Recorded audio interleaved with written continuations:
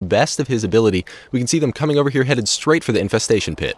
Yeah, he's moving right towards doing the damage he can. You can see there's one Hydra's can play. That's not a lot of forces.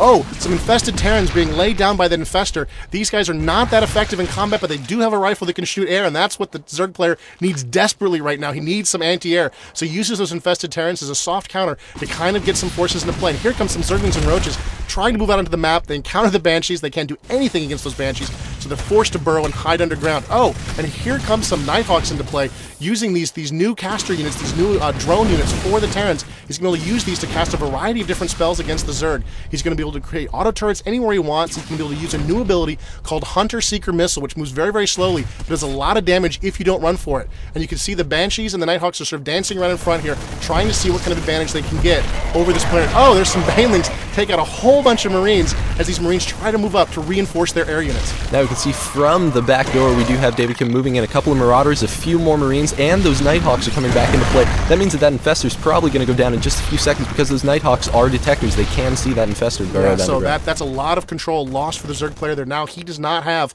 control of the front of the Terran base, and the Terrans are pushing out on the map, sort of doing what they want to do. They're backing up a little bit here, gathering their forces, but the Zerg player has lost a little bit of his board control. He was in absolute dominant control up until now, and it looks like the Terran player is making a little bit of a comeback here with his Nighthawks, his Marauders, and his Marines pushing out of the board, trying to see what kind of damage he can do against this persistent Zerg player. Now David Kim is moving into the long haul. We can see him building 4 more barracks, bringing them out onto the battlefield. We do see that Matthew Cooper is bringing in these Hydralisks, taking down a few of those Banshees. These Hydralisks are very strong against air units because they do deal 6 bonus damage per spine.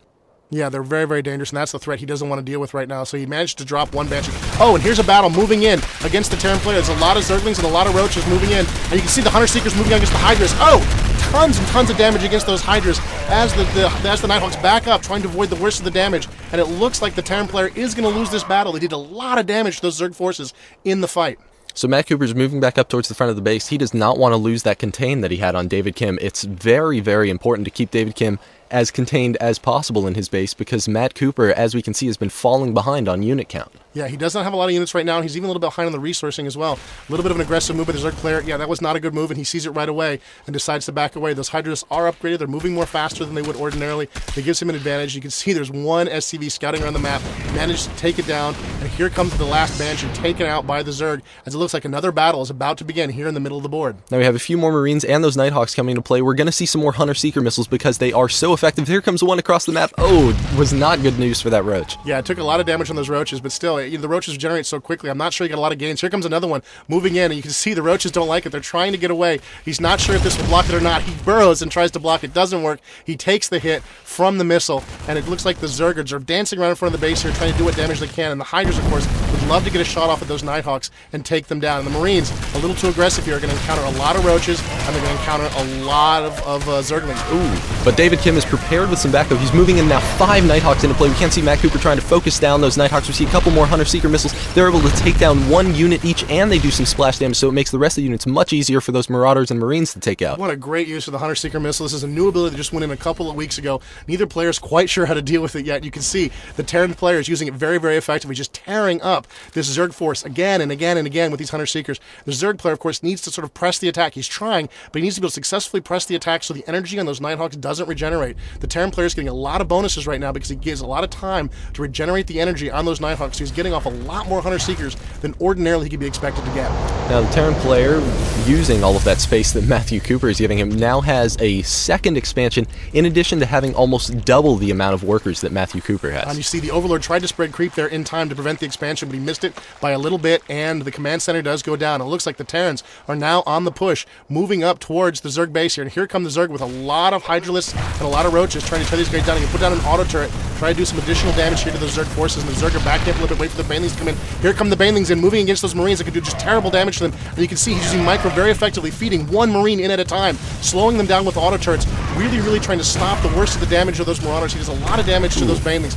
Takes damage in return, but still great use of micro by the Terran player. He really reduced the amount of damage he could have taken from those banelings by very carefully moving his forces and using auto turrets to try to slow those banelings down. As all the ground forces fall, we can see that the Nighthawks are moving up into the Zerg base, trying to pressure as much as they can, or possibly just salvage the rest of his units to try and make them last as long as possible, and that Queen is able to take out that Nighthawk. Yeah, what a great move by the Zerg. And the Zerg looks like, again, they're in command of the situation. Moving up into the base, those bunkers look like those bunkers are empty, and there's really nothing the Terrans can do at this point to defend this base. They're going to have to bring some additional reinforcements. He's using his SCVs to try to defend himself against all of those Zergs. And oh, here come the Terran reinforcements. More Nighthawks, more Marines, and more Marauders to try to defend this expansion and protect it from the Zerg. Those Hydralisks and those Zerglings are just no match for this force. We see a ton of Nighthawks, we see some Marauders, we see some Marines coming in. Those Marines do have their combat shield research, which means that now instead of having only 45 HP, they have 55 HP. This is huge against Hydralisks and Zerglings. Yeah, it's a huge, huge advantage for the Terran players. It really gives the Marine a lot of additional use in the late game to get that upgrade, and you can see the Terran players are back in control against all odds. He's got his Marines, he's got his Marauders, he's got his Nighthawks, he can detect burrowed units with his force, he can deal with just about any threat. Ooh, there are some banelings trying to morph, but he morphed them a little too far to the front, and they're taking damage before they get a chance to come out in the battlefield. You can see they've all been taken out by those Marauders and those Marines, and the Terrans are pressing into the Zerg base. The Zerg player's backing up, trying to sort of buy himself some time to see what he can do to avoid the worst of this attack, trying to give time for his base defenses to tear up that Terran force. Matt Cooper's trying to use his Hydralisks, his Roaches, his Spine Crawlers to defend his base, but it looks like it's just no match with that combined Nighthawk backup for those Marines and Marauders. We have him moving in. It's looking like Matt Cooper's getting backed up into the corner. Is there anything that he can do to stop this situation? It looks really bad for the Zerg player. He's backing up. He's trying to buy himself time. You can see the Marauders and Marines are just tearing his force, but here come the drones trying to move it, and there's the GG from Matt Cooper. Good game, he says to David Kim, as the Zerg makes his final stand here at his expansion. We saw a great game between these two players, saw a ton of Hunter-Seeker missiles. That's a huge congratulations for David Kim. He just made excellent use of that tech that he now has available. Yeah, and a lot of micro from both players. What a great game of StarCraft 2. Thanks for watching the StarCraft 2 Battle Report.